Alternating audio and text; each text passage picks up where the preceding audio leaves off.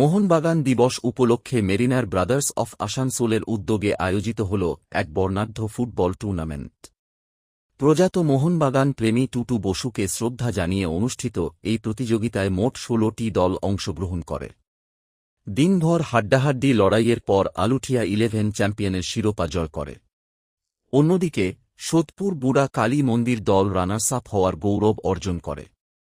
অনুষ্ঠানে বিশেষ অতিথি হিসেবে উপস্থিত ছিলেন কলকাতা থেকে আগত একনিষ্ঠ মোহনবাগান সমর্থক সঞ্জীব দে। এছাড়াও উপস্থিত ছিলেন মোহনবাগানের ফুটবলার সায়ন ব্যানার্জির মা ও বাবা। অনুষ্ঠানে আরও উপস্থিত ছিলেন গৌরব ব্যানার্জি, সহসভাপতি, যুব মোর্চা, এবং সোমু ব্যানার্জি, কনভেনর।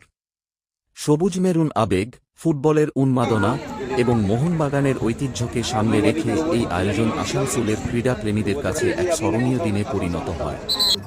এটা আমাদের Mohun Bagan fan club Marina brothers of আসানসোলের একমাত্র ফ্যান ক্লাব। এটা আমরা করছি মোহনবাগান দিবস উপলক্ষে।